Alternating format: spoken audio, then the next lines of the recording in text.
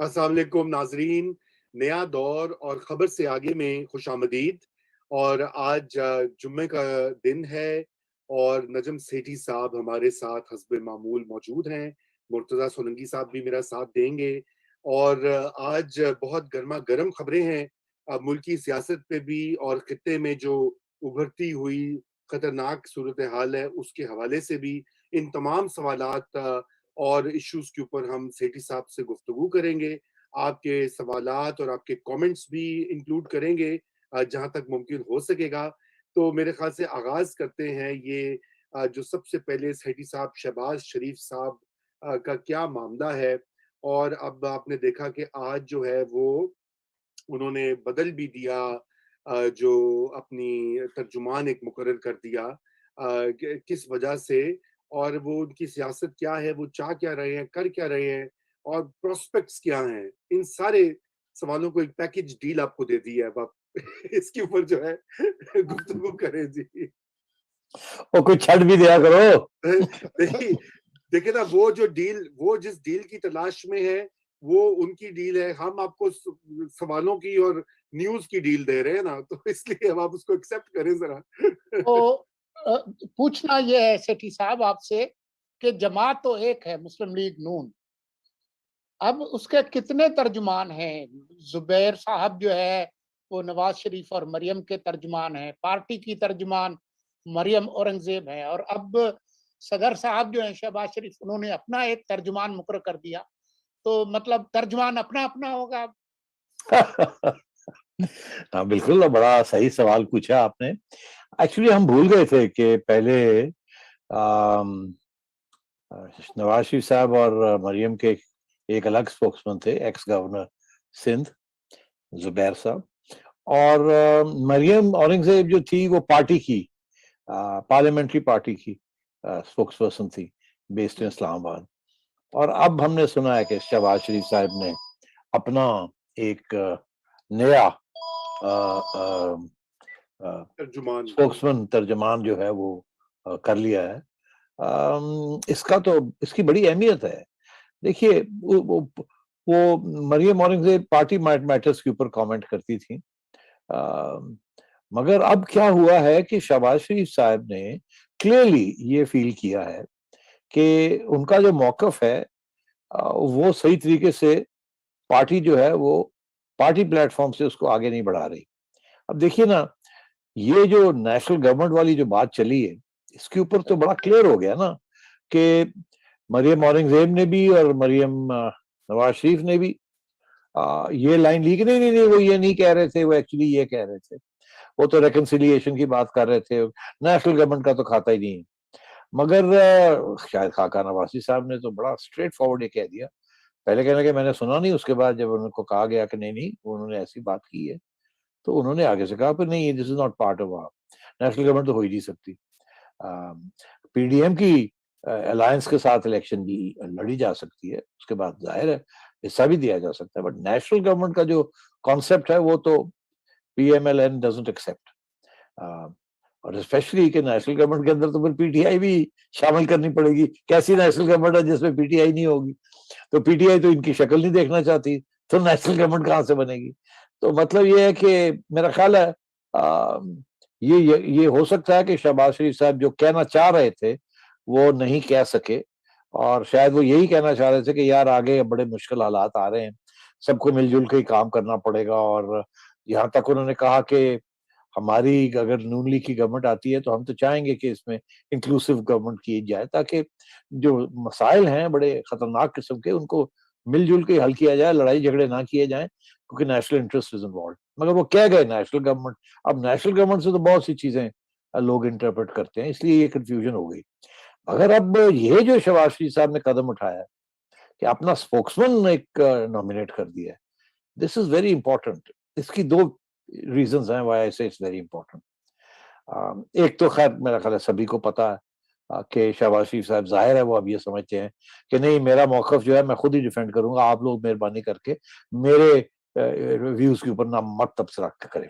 और जाहिर है कि he now doesn't have much confidence in the official party spokes people के जी, क्योंकि इस आखिरी इंसिडेंट के बाद जाहिर है इख्तलाफ राय नजर आ रही है। मगर एक और भी वजह है, और ये शायद आप लोगों को तो जाहिर पता है और बहुत से लोगों को पता है, मगर सभी को नहीं पता, वो ये कि ये जो स्पोक्समैन उन्होंने नॉमिनेट किए हैं, इनके करीबी तल्लकात हैं बिग बॉस के साथ। और मेरा ख्याल है कि शहबाज शरीफ साहब ने बहुत सोच समझ के ये बात की है। एक तरफ बिग बॉस के साथ कोई राब्ते डायरेक्ट करने की कोशिश की है ताकि मिसअंडरस्टैंडिंग ना हो, और दूसरी तरफ उन्होंने अपनी पार्टी को भी ये कहा है कि मैं I will look after my own interests, आप मेहरबानी करके तकलीफ मत करें। बिल्कुल। तो सेठी साहब, मैं आपने ये बात की इंटरप्रिटेशन की, आपने ये भी देखा होगा एक ट्रेंड है वैसे कि शायद खाकान अब्बासी साहब जो हैं वो हमेशा जब भी उनकी कोई शहबाज शरीफ का बयान या मौक़िफ़ आता है तो शायद खाकान अब्बासी उसको मीडिया के ऊपर आकर या उसकी वज़ाहत करते हैं या उसको चैलेंज करते हैं, बड़ा वाज़ेह अल्फ़ाज़ में दो टोक, और बार-बार वही करते हैं। ये बड़ी एक मीनिंगफुल बात है। अगर मैं आपको कई इंस्टेंसेस गिनवा सकता हूँ, लेकिन क्या वजह, शाहिद साहब खुद ये करते हैं, शाहिद खाकान अब्बासी साहब को कहा जाता है किसी नहीं, किसी देखिए, अब Shahid is very senior member of the party, prime minister रहे हैं, वो नवाज शरीफ साहब की जहन को बड़ी अच्छी तरह पहचानते हैं और जानते हैं। और मुझे इल्म है इस बात का, इल्म कि मियाँ साहब की अगर हम लोग ये समझते हैं कि मियाँ साहब कट ऑफ हैं और किसी से बात नहीं करते, मगर ये गलत है। मियाँ साहब राब्ते में हैं सीनियर पार्टी लीडर्स के साथ बराह रास्त, अपार्ट फ्रॉम ये जो मुश्तरका राय होती है या कॉन्फ्रेंसेस में बैठ के बात करते हैं, वो शायद से भी राब्ते में है।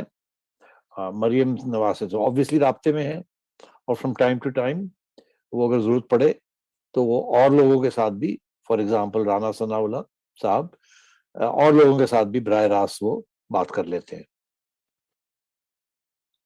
जी, बहुत ये बात अहम है। और ये हम अगर क्लिप ज़रा प्ले कर देते हैं, अगर छोटा-सा एक क्लिप है, तो इसको ज़रा देखते हैं, जहाँ पे उन्होंने एक बार ये मेंशन किया था। जी, ज़रा जी चलाइए।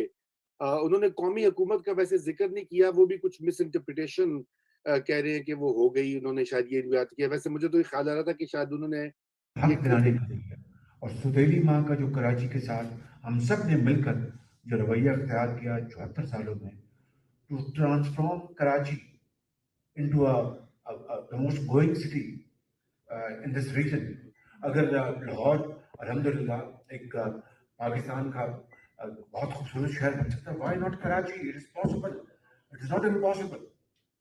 मुश्किल जरूर है लेकिन इम्पॉसिबल नहीं है, ये होगा इंशाल्लाह, मगर सबको मिलकर। ये मतलब अगर अल्लाह मौका देता है तो अकेले नहीं कर सकेगी, हमें पार्टीज को साथ बनाना पड़ेगा, मास्टर एट पार्टी, हमें तमाम जो तबका है जिंदगी उनको साथ बनाना पड़ेगा। अच्छे जी, अब आपने ये देख लिया, ये ये तो था वो। बहुत ही क्लियर है, इसमें तो वो कौमी हुकूमत की कोई बात नहीं। जी, मैं तो पहले जब मैंने इसमें वो बयान बयान पढ़ा फिर तो ये मैंने कहा तमाम शायद अखबारों ने गलत रिपोर्ट किया, फ्रंट पेज की खबर थी तमाम अखबारों में, जबकि ये कह रहे हैं कि कराची के जो मामलात हैं उसको ठीक करने के लिए और भी जो मुल्क के मसाइल हैं, तो एक पार्टी को छोड़कर ये भी एक कहा, पार्टी को छोड़ के, वो तो आपको पता ही है कौन-सी पार्टी है। मैं एक ये नू सोच छड़ रहा था के। कि कहीं उन्होंने सेठी साहब के पिछले 2 साल के एडिटोरियल्स तो नहीं पढ़ लिए हुए, जहाँ पे वो भी रिकंसिलिएशन और कौमी हुकूमत की बातें करते हैं, तो मैंने कहा कि शहबाज साहब को ये आइडियाज़ आपकी तहरीरें पढ़ नहीं, के कुछ आ गया। कौमी हुकूमत की बात मैंने कभी नहीं की, जी, हो ही नहीं सकती, बन ही नहीं सकती, चल ही नहीं सकती। In fact it would be a big failure.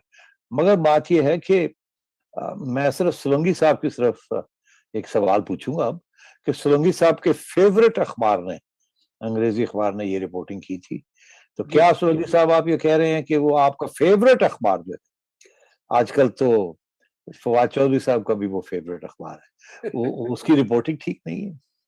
क्या आप जी फवाद चौधरी जी, साहब की हिमायत कर रहे हैं आप?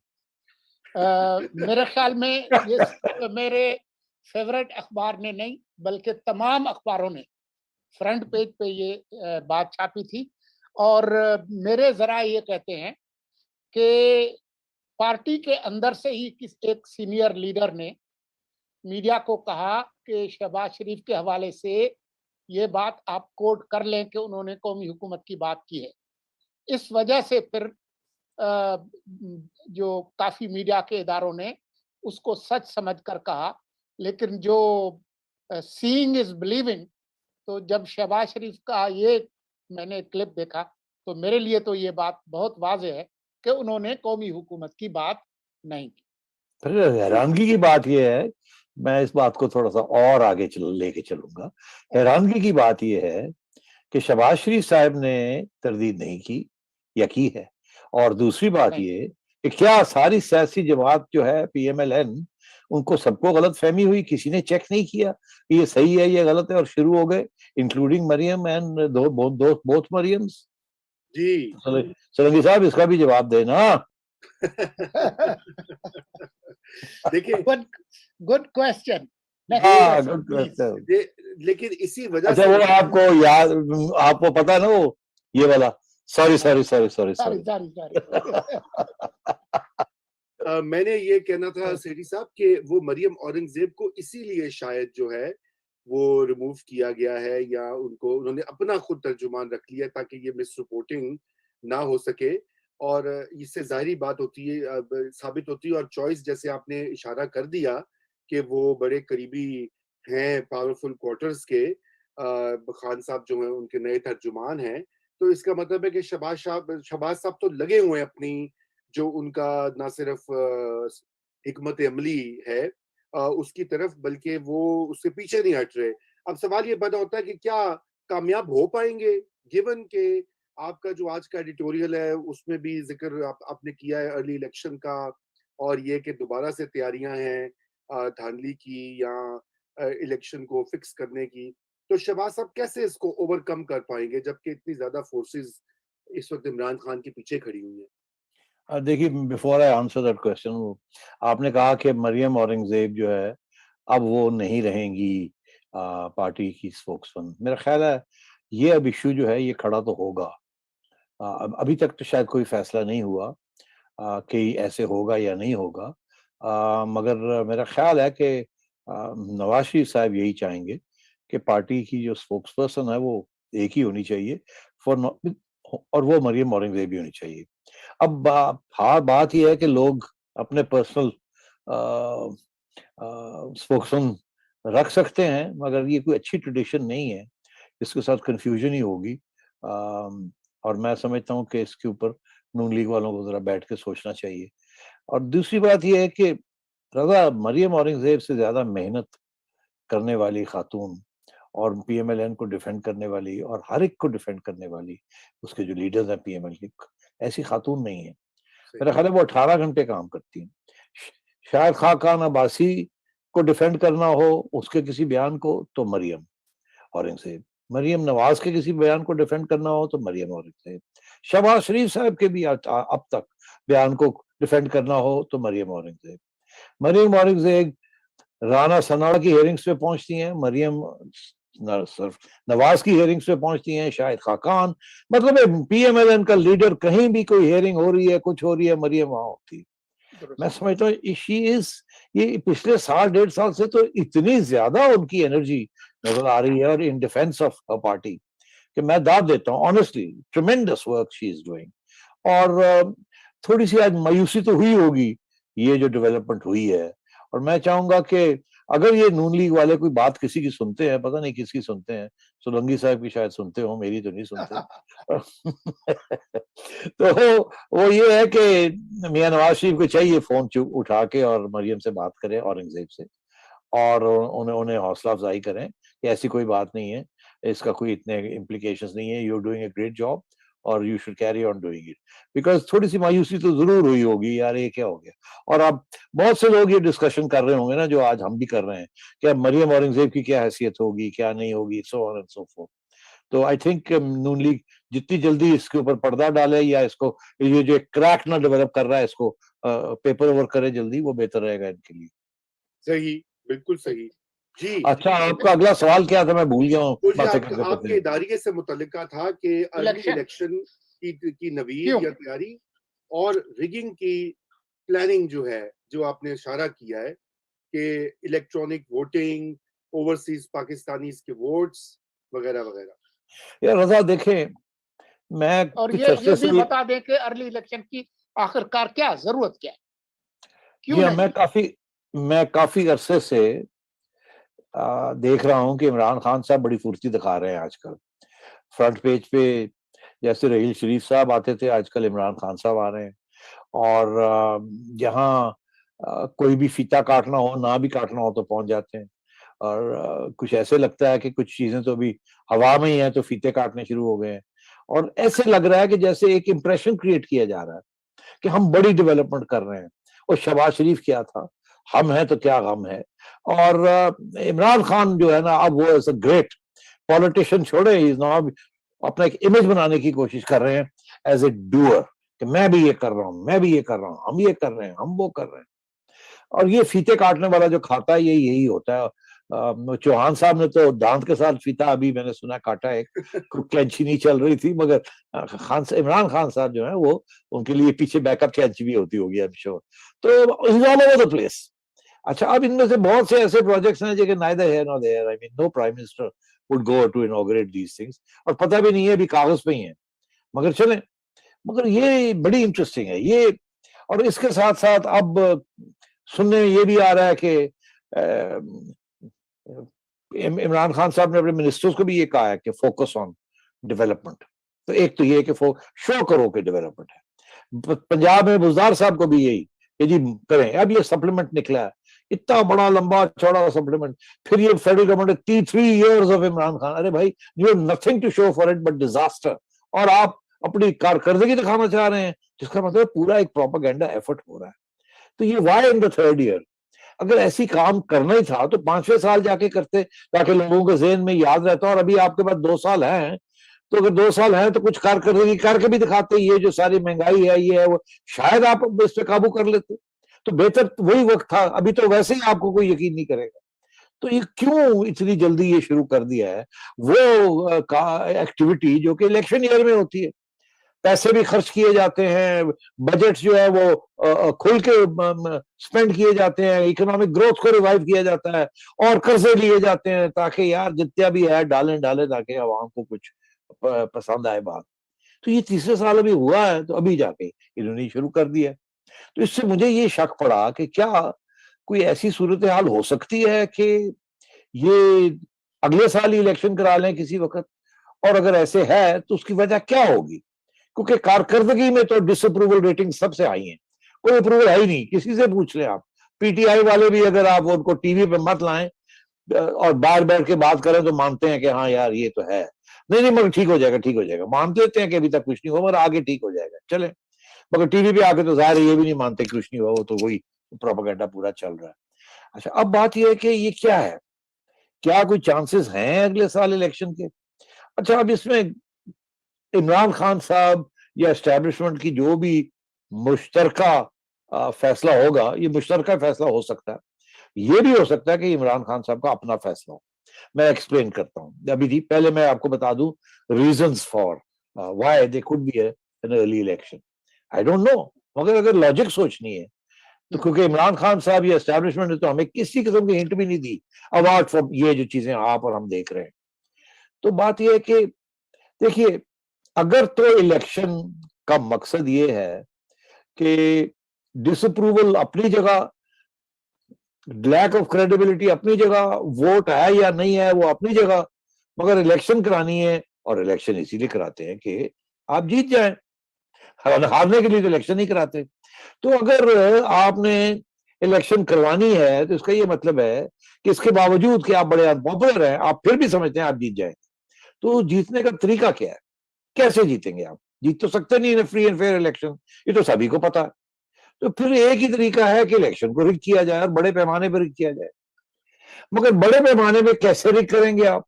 पिछली दफा आपने आरटीआई सिस्टम किया, वो इतना डिस्क्रेडिट हुआ, इतना शोर पड़ा कि इस दफा अगर आप करेंगे भी कोशिश तो मेरा ख्याल है सियासी जमातों ने पहली तैयारी की हुई है, अपने पोलिंग एजेंट्स वगैरह को ट्रेनिंग दे रहे हैं और देंगे कि आपने ये करना है, ये करना है, अगर ऐसे हुआ तो ये करना है, आपने शोर डाल देना है, आपने ये करना है। इस वक्त चुप करके नहीं बैठना, क्या हो रहा है क्या नहीं हो रहा, मीडिया को इन्वॉल्व करना है, फैफन को इन्वॉल्व करना है, वगैरह वगैरह, वो तैयारी में है। उन्हें खतरा यही था कि आरटीएफ फिर गड़बड़ ना कर दे। तो आरटीएफ तो है अपनी जगह पे, तो फिर और क्या तरीका हो सकता है कि ऐसी रिगिंग की जाए जो लगे भी कि नहीं कि ये बड़े पैमाने पे हुई है, क्योंकि आरटीएफ को तो बड़े पैमाने पे रोकना पड़ता ना, इधर इधर इधर इधर। तो कैसे कर सकते हैं ये? वो एक ही तरीका है, वो है ईवीएम्स के जरिए। अब जो मर्जी हुकूमत कह ले, ये हमने भी इस प्रोग्राम के ऊपर भी और मुख्तलिफ प्रोग्राम के ऊपर एस्टैब्लिश कर दिया है एक्सपर्ट्स ने कि ईवीएम के जरिए खुसूसन रिगिंग हो सकती है और बड़ी सोफिस्टिकेटेड किस्म की रिगिंग हो सकती है। और एक्सपर्ट्स तो ये कह रहे हैं कि सिर्फ 0.7% polling stations, 0.7% machines, polling stations में अगर आप प्री रिगिंग करके रखे हैं मशीनों को, किसी को नहीं पता चलेगा, रिजल्ट आपके हक में आ जाएगा, आपको 40 सीटें इधर की उधर हो जाएंगी। वो इतना मुश्किल नहीं है रजा यार। हम सारे अखबार वाले हर इलेक्शन से पहले पूरे अपने वो छापते हैं जी, ये बंदा इधर जीतेगा, ये बंदा इधर जीतेगा, ये बंदा, फोरकास्ट। उनमें से most forecast are up to 80 to 90% accurate. तो और अपने इंटेलिजेंस एजेंसियां भी अपनी करती हैं, आईबी भी करती है, सियासी जमातें भी करते हैं, सारे लगे हुए होते हैं ये कैलकुलेशंस करने के लिए। तो अगर ये कैलकुलेशन सारे कर रहे हैं तो सभी को पता होता है कौन सी मार्जिनल सीट्स हैं, कौन सी नहीं है। तो अगर पहले से वो फैसला हो जाए कि 40-50 सीटें आपने, और ये नहीं कि 500 वोट के साथ या 1000 वोट के साथ, 5000 10,000 वोट के साथ आपने करना है, तो आप इन ईवीएम्स के जरिए बिल्कुल कर सकेंगे। और मैं ये समझता हूं कि इसलिए ये अर्जेंसी आ रही है इस वक्त कि ईवीएम ईवीएम ईवीएम, इनको पता है कि ईवीएम को ऑपरेट करने के लिए, ऑपरेशनल करने के लिए कम से कम, वो तो खैर हम लोग तो कहते हैं कि ईवीएम होनी नहीं चाहिए बिकॉज उसके अंदर इतनी खामियां हैं और सारी दुनिया ने इसको रिजेक्ट कर दिया है। सिर्फ 2-3 मुल्क हैं, वो भी 20 साल की एक्सपेरिमेंटेशन के बाद, इंक्लूडिंग इंडिया, उन्होंने जाके आहिस्ता आहिस्ता ये किया है और वहां भी उन्होंने साथ पेपर ट्रेल्स भी रखी हैं और सेफ गार्ड्स रखे हैं। यहाँ तो ऐसी कोई चीज ही नहीं है।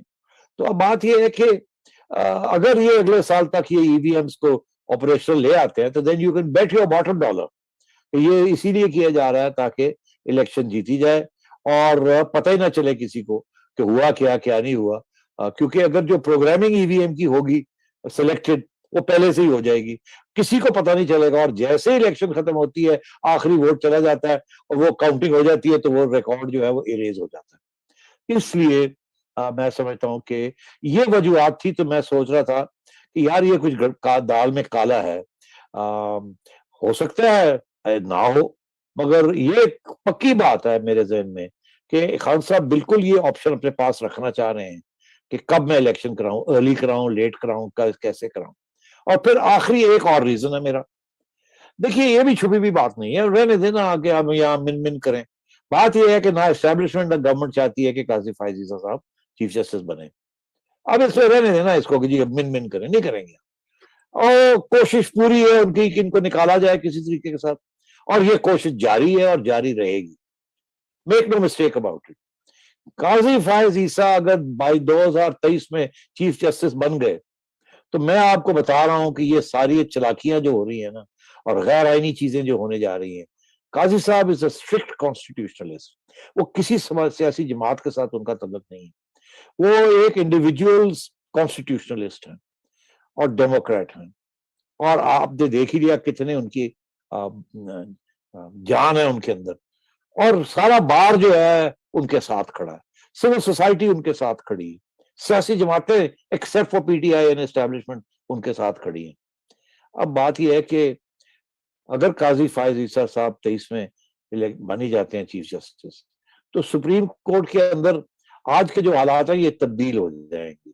कुछ लोग हैं जो चले जाएंगे, जो बड़े एस्टेब्लिशमेंट के करीब हैं वो चले जाएंगे, और वो जो यंगर लॉट है सुप्रीम कोर्ट में, वो यकीनी तौर पे वो चाहेंगे कि अपनी आजादी और इंडिपेंडेंस का इजहार करें, और इससे बड़ा बेहतर लीडर कोई नहीं हो सकता देन काजी फायज ईसा।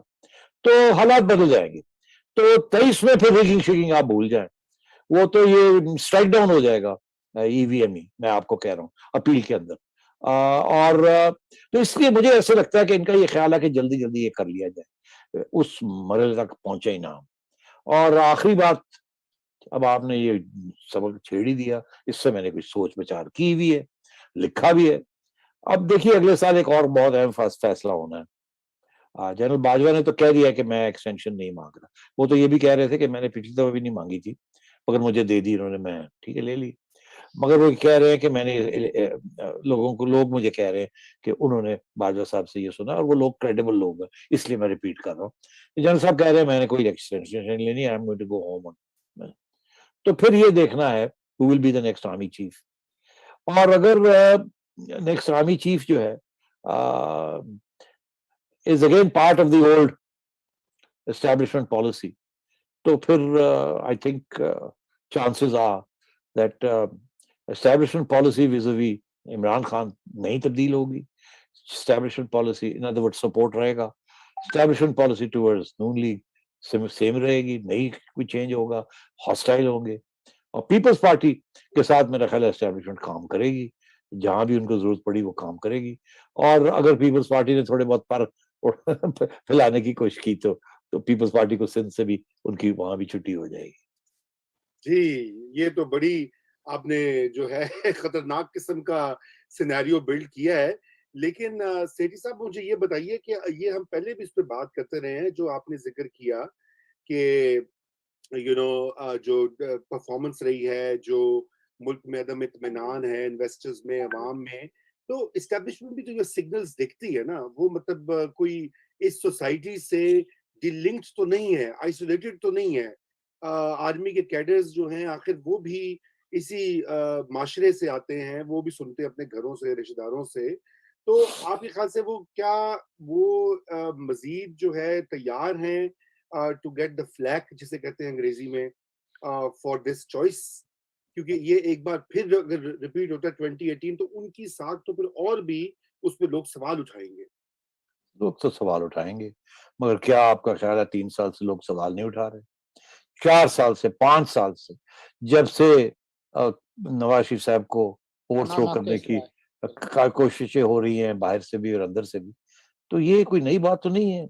मैं इसीलिए तो कहता हूँ पहली दफा तारीख में एस्टैब्लिशमेंट डिस्क्रेडिट हो रही है और बड़े हद तक हो गई है। मगर लगता ऐसे है कि दे डोंट केयर। वो इतना पावर है उनके पास और इतनी वीक है ऑपोजिशन कि पब्लिक ओपिनियन को वो मोबिलाइज नहीं कर पा रही, तो वो समझते हैं कोई गल नहीं, देखी जाएगी, ऐसी क्या बात।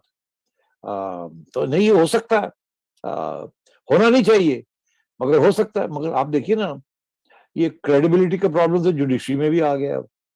वहां भी आप देख रहे हैं अच्छे खासे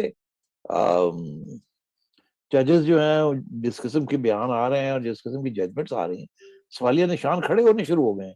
इतने मैंने जिंदगी में नहीं देखे थे। इवन ड्यूरिंग मार्शल लॉ एक आध होता था कोर इशू जिसके ऊपर वो लॉ ऑफ नेसेसिटी आ जाता था मगर अब तो लगता है ऐसे लॉ ऑफ नेसेसिटी तो एक इशू नहीं बहुत से इश्यूज पे चल रहा है इम्प्लिसिटली। तो रजा आई फेयर के unless the opposition compels the establishment to back off and be fair, और पाकिस्तान के रीजनल और इंटरनेशनल हालात ऐसे हो जाते हैं कि establishment has to back off and try and create a consensus. नहीं तो अगर हालात इंटरनेशनली खराब हो जाते हैं, and we are going to discuss these threats just now, तो फिर ये है कि ये शहबाज शरीफ साहब का जो बयानिया है ना, वो एकदम में उसकी अहमियत हो जाएगी।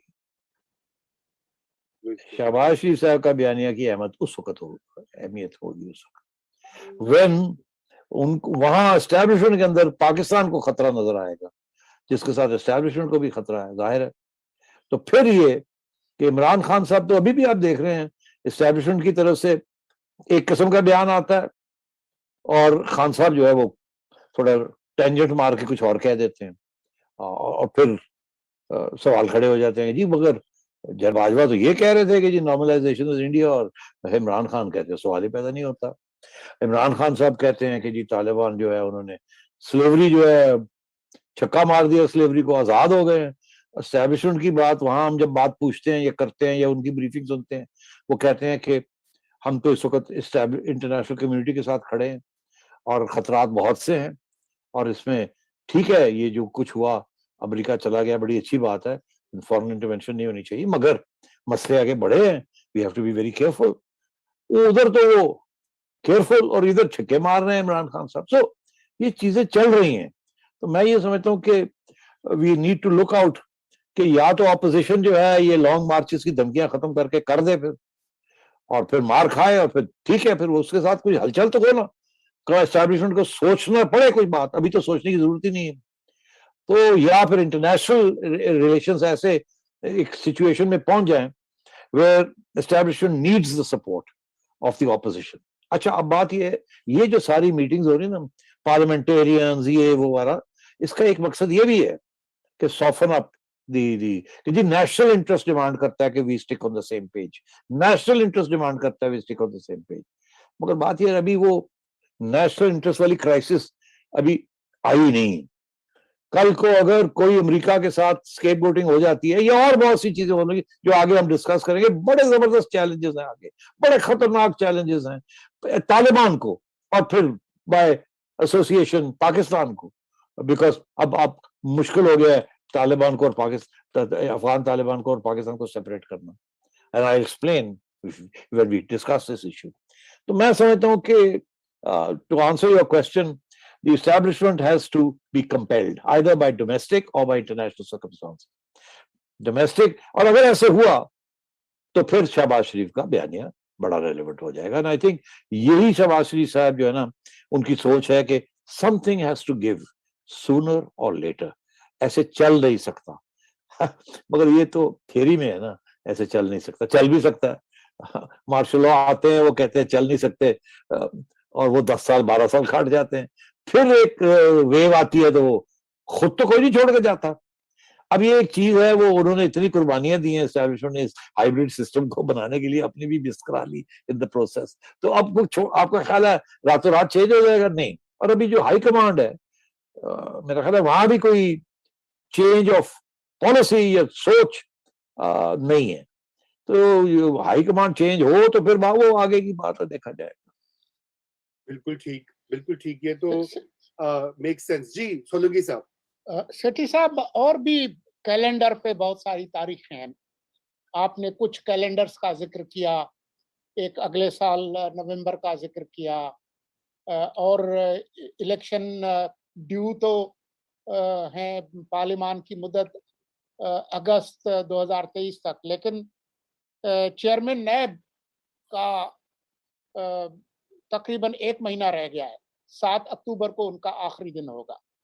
क्या उसका क्या करेंगे? इमरान खान तो शहबाज शरीफ के साथ बातचीत नहीं करना चाहते, तो अगर उनका इत्तेफाक नहीं होगा तो फिर क्या नैब हेडलेस हो जाएगी, बगैर सरबराह के होगी? उसके जो एहतसाब के जो नारे थे और जो धमकियां थी फवाद चौधरी की और शेख रशीद की कि जी अगले 2 सालों में इन सबको ये फैसले हो जाएंगे, मतलब ये कि हम इनको सजाएं देकर फारिग कर देंगे, फिर उसका क्या होगा? देखिए, सबसे बड़ा चैलेंज तो यही आ रहा है इस वक्त, और इससे बड़ी इंटरेस्टिंग डेवलपमेंट्स हो सकती हैं। पहली बात तो ये है कि बहुत लोग ये समझते हैं कि नैब एक कॉन्स्टिट्यूशनल इदारा है। एक्चुअली ऐसी बात नहीं है। नैब कॉन्स्टिट्यूशनल इदारा नहीं है। नैब एक कानून के तहत एस्टैब्लिश हुआ था, ऑर्डिनेंस के साथ बनी थी, फिर उसको इनकॉर्पोरेट कर लिया गया इन द लॉ स्ट्रक्चर। अच्छा, अब वो कानून बन गया मगर नॉट कॉन्स्टिट्यूशनल। तो इसका ये मतलब है कि it is not so difficult to change the law, पहली बात। और इसके ऊपर आपने देखा पहले भी कोशिश होती रही, और एक ड्राफ्ट भी बने हुए हैं। ऑपोजिशन ने भी ड्राफ्ट बना के भेजा हुआ है, और नून लीग ने, पीटीआई वालों ने भी ड्राफ्ट बना के भेजे हुए हैं, और वो इत्तेफाक किसी चीज पे नहीं है। और अभी भी पीटीआई वाले जो हैं लॉ मिनिस्ट्री में बैठ के ड्राफ्ट्स को शार्पन कर रहे हैं और उसके अंदर एड एंड सबट्रैक्ट कर रहे हैं। मतलब मेरा कहने का ये है कि चेयरमैन नैब ने बड़ी जबरदस्त सर्विस दी है पीटीआई को और एस्टैब्लिशमेंट को। इसमें कोई शक तो नहीं है, ना ही हम किसी किस्म की तौहीन कर रहे हैं, हम तो फैक्ट स्टेट कर रहे हैं, क्योंकि हमने नहीं, सारी दुनिया ने ये फैक्ट स्टेट किए। उसकी कुछ वजूहत है जो कि हमने पहले भी डिस्कस किए हैं। कोई पर्सनल प्रेशर भी है चेयरमैन साहब के ऊपर बाय एंड लार्ज, मगर अभी रिसेंटली आपने देखा कि चेयरमैन साहब ने भी हाथ हौली कर दिया। अब क्या उनको कोई हिदायत आई है एस्टैब्लिशमेंट की तरफ से कि हाथ हौली करो?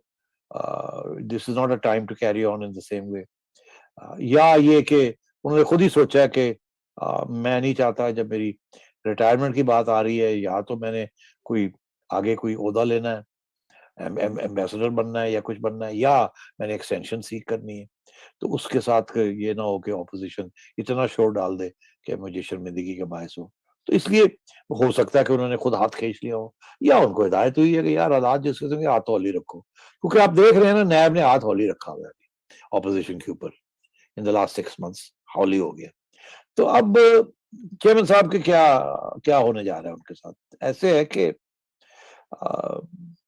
किसी सूरत में भी इमरान खान कंसल्टेशन शहबाज शरीफ साहब के साथ कामयाब नहीं होगी उनकी कंसल्टेशन।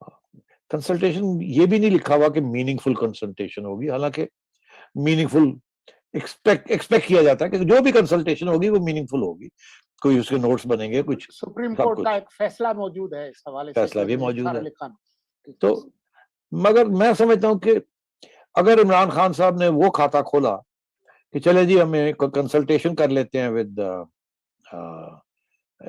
शहबाज शरीफ साहब, और जाहिर है वो अब तक तो कोई मीनिंगफुल कंसल्टेशन नहीं हुई ऑन दी इलेक्शन कमिश्नर्स, जो 2 अपॉइंट करने हैं, तो इसके ऊपर कौन सी मीनिंगफुल कंसल्टेशन होगी, ये तो आउटराइट रिजेक्ट कर देगी। तो उसके बाद क्या है, उसके क्या है, इमरान खान साहब कोई और नया नाम लेके आएंगे, और मेरा ख्याल है अब तो इतना मुश्किल हो जाएगा कि उसको एक्सेप्ट करे ऑपोजिशन, और ऑपोजिशन का नॉमिनी इमरान खान नहीं करेगा। तो मुझे लगता है यहाँ तो अब डेडलॉक है ही है। अब इस डेडलॉक को तोड़ने के 2 तरीके हैं, एक तो ये है कि वो हेडलेस हो जाए, ये चले जाए घर और किसी को अपॉइंट ना करें वो, और बैठे रहें, वो उस वक्त तक बैठे रहें जब तक जरूरत ना पड़े, क्योंकि अभी आपने देखा हाथ तो वैसे ही हौली हो गया है, तो अगर हाथ हौली रखना है तो ना हो चेयरमैन, एक और एक्सक्यूज मिल जाता है कि चले जब जरूरत पड़ेगी हाथ हौली नहीं, हाथ टाइट करने की, तो फिर हम लगवा देंगे। तो बात ये आई कि अगर लगवा देंगे तो फिर कैसे लगवाएंगे, अगर ऑपोजिशन ने आपके साथ बात नहीं बैठनी, तो वो बड़ा सिंपल सा तरीका है, और मेरा ख्याल है उससे काम भी हो रहा है। अभी आपने देखा कि शेख रशीद साहब ने भी और फवाद चौधरी साहब ने भी ये बातें कही हैं कि अब हमने जो कानून आगे लेके आने हैं जिसके ऊपर ऑपोजिशन या साथ ना दे, तो हम जॉइंट सेशन करेंगे पार्लियामेंट का, ताकि हमें वहां मेजोरिटी मिल जाए और धक्का लगा के हम पास कर दें, क्योंकि अदरवाइज असेंबली में तो पास हो जाएगा, सेनेट के अंदर रुकावटें हो सकती हैं, डिलेज हो सकती हैं, खरीदो फरोख्त करने पड़ेंगे, कुछ मसले बन सकते हैं वहां। इसलिए बेहतर यही है कि जॉइंट सेशन बुला लिया जाए, 1-2 एक्स्ट्रा वोट के साथ कर दिया जाए, धक्का लगा दिया जाए। उसमें ईवीएम का भी वो कानून जो है वो इसी रास्ते के जरिए उसको इम्प्लीमेंट करना चाहेंगे, और ईएमडीए भी कर सकते हैं, ईएमडीए भी कर सकते हैं। हमारे खिलाफ जो सारे कानून बन रहे हैं वो बिल्कुल इसी एक ही झटके के अंदर, एक ही दिन के अंदर ठा ठा ठा ठा 4-5 चीजें, जिसमें नैब चेयरमैन का जो कानून है, अपॉइंटमेंट ऑफ नैब चेयरमैन, उसकी भी तब्दीली हो जाए कि जी उसको एक्सटेंशन दे सकता है प्राइम मिनिस्टर, कंसल्टेशन की चीज ही निकाल दी जाए बीच में से। तो ये चीजें वो कर सकते हैं, कानून चेंज कर सकते हैं, और अगर इरादे उनके नेक नहीं है, जैसे कि मेरा ये ख्याल है कि इरादे नेक नहीं है, किसी स्टेज पे भी इरादे नेक नहीं है अनलेस कंपेल्ड, तो इसलिए अगर ऐसी सूरत हाल है तो फिर आप ये तवक्को करें कि ये चीजें आने वाली हैं।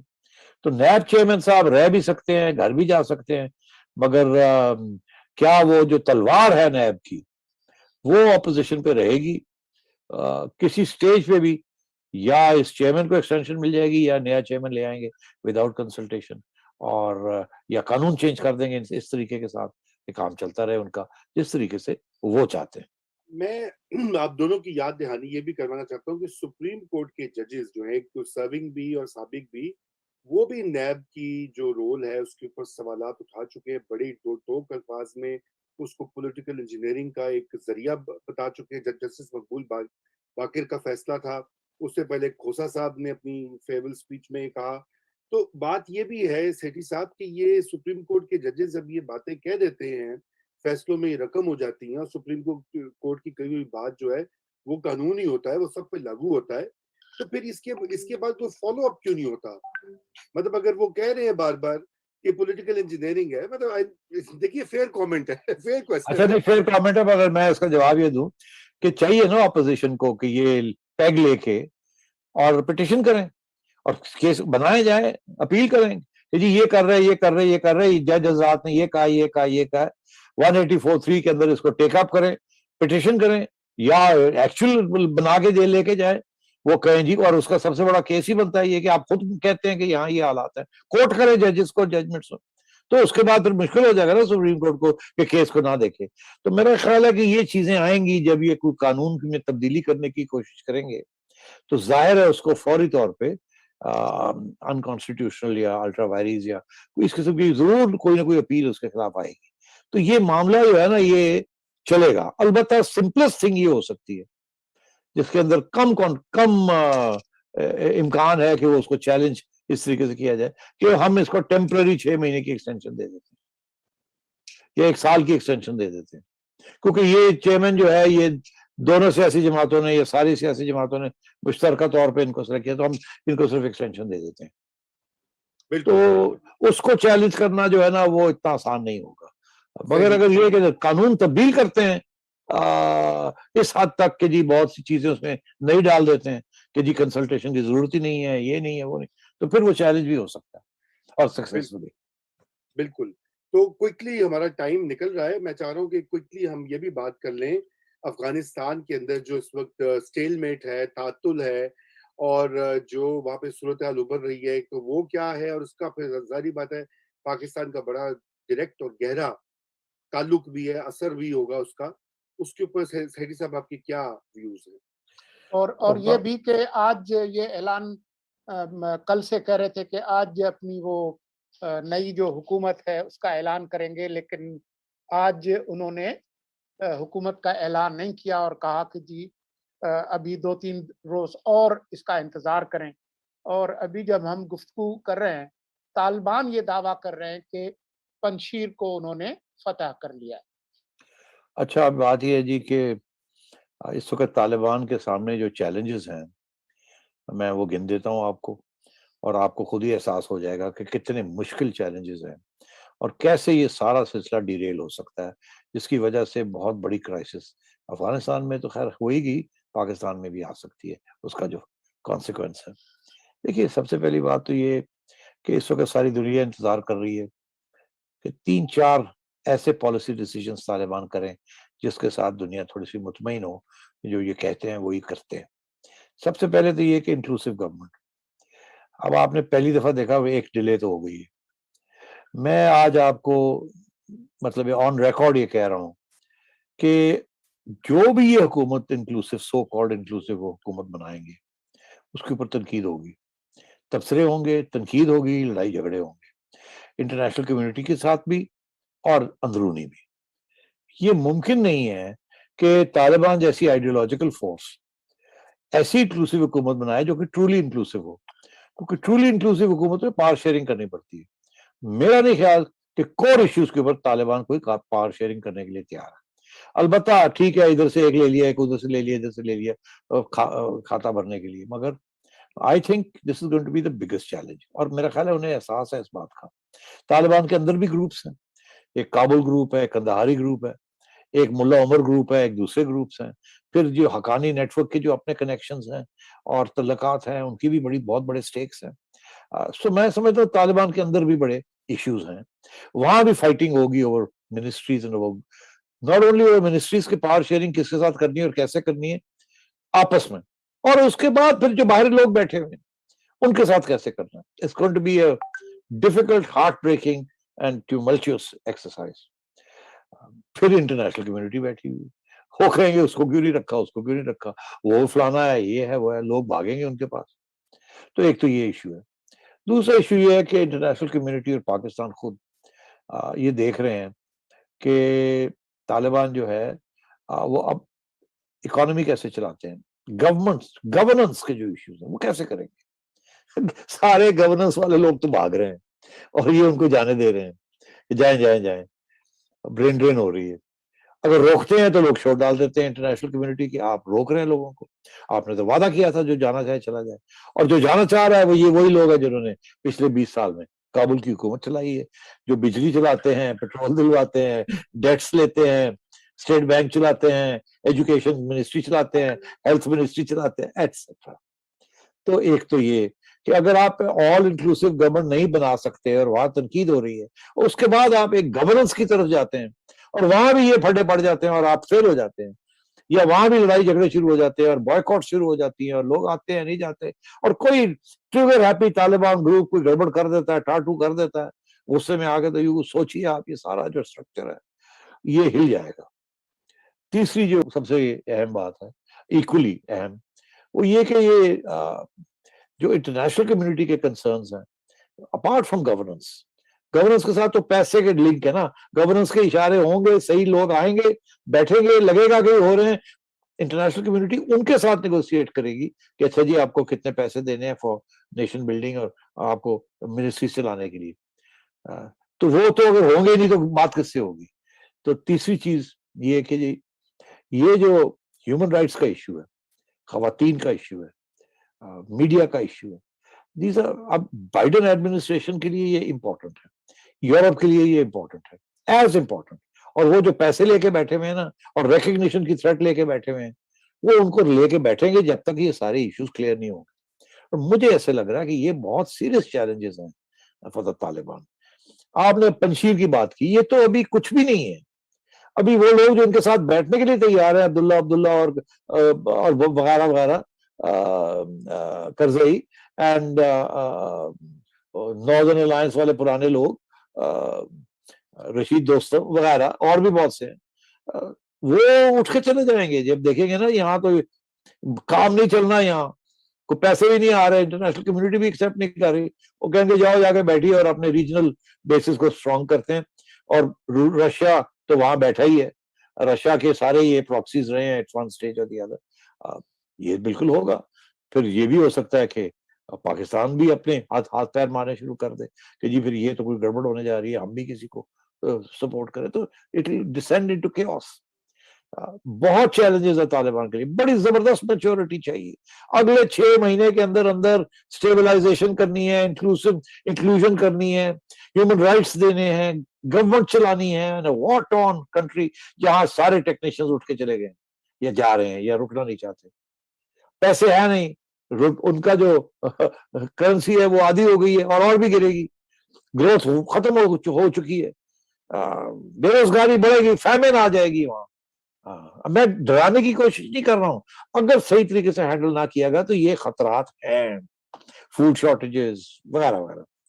तो आप पूछ रहे हैं पंशीर की बात, Panjshir is in my view एक उन्होंने अपने डिमांड के लिए, पंशीर वालों ने ये रेजिस्टेंस शो की है, किसी और ने रेजिस्टेंस शो नहीं की, मगर उन्होंने इसीलिए भी की थी कि उनका ख्याल था कि ये वक्त ऐसा है अपने लिए एक अच्छी डील लेने के लिए, we need to show some resistance, and ये भी कि शायद हम जो रीजनल पावर्स हैं ये हमारे साथ हैं। अभी आपने देखा कि ताजिकिस्तान ने एक सिग्नल दिया है, सोलंकी साहब मुझे बता रहे थे कि लेटेस्ट खबरें ये हैं कि उन्होंने अवार्ड दिया है, बड़ा प्राइड ऑफ परफॉर्मेंस किस्म का अवार्ड या ऑनर किया, highest state award Ahmad Shah Masood और बुरहानुद्दीन रब्बानी जो जिनका इंतकाल हो चुका है, दोनों को। अब ये इशारा ना, सिग्नल है कि हम इनके पीछे हैं। अब ताजिकिस्तान वाले जैसे सोलंकी साहब मुझे कहते हैं, वो तो सोते उठते पहले प्यूटिन से पूछते हैं फिर आगे जाते तो मतलब है कि आप समझ ही रहे हैं क्या है। और फिर चाइना और रशिया जो है वो ज्यादा स्पीड पे मूव करना चाह रहे हैं, और Pakistan is caught in the middle. वो चाहता है कि ये चाइना, रशिया और अमेरिका, यूरोप और हम सब इकट्ठे जो कुछ करें, ये ना हो कि चाइना रशिया कुछ और ही खाता खोल ले या हमें पुल कर लें और फिर हम महरूम हो जाएं फ्रॉम द वेस्ट, बिकॉज हमारे भी जो सारी इकोनॉमी है, टोटल इकोनॉमी जो है वो linked to the west, not to Russia और नॉट इवन टू चाइना। ये सिपेक शिपेक अपनी जगह पे, मगर the total economy is linked to the west, और आगे बहुत सी चीजें हमें उनसे चाहिए for survival. This is also the crisis point that I was talking about earlier, कि देखिए ये बहुत खतरनाक आगे हालात आने वाले हैं, सिर्फ अफगानिस्तान के लिए, हमारे लिए भी। हम हमेशा यही कहेंगे जी सब इकट्ठे करें, सब इकट्ठे करें। अभी आपने देखा वहां क्या हुआ, जो सिक्योरिटी काउंसिल की मीटिंग हुई है उसमें जो करारदाद बनाई, उन्होंने ये कहा कि तालिबान को चाहिए कि जो अलकायदा और ईस्ट तुर्किस्तान मूवमेंट जो है इनको निकालें यहाँ से, इनको बंद करें, इनको रोके। सिर्फ 2 ग्रुप्स का नाम लिया उन्होंने कल हमारे टीटीपी का नाम ही नहीं लिया और बलूचिस्तान वालों का नाम ही नहीं लिया रशिया चाइना ने, और रशिया चाइना एब्सटेन कर गए। ये इंटरनेशनल कम्युनिटी जो है रशिया चाइना ने बयान दिया कि जी ये क्या बात हुई, आप बात कर रहे हैं और हम कह रहे हैं इनका नाम लेना चाहिए था कि इनको रोका जाए। तो वो इसीलिए उन्होंने उस करारदाद के ऊपर वोट नहीं डाला।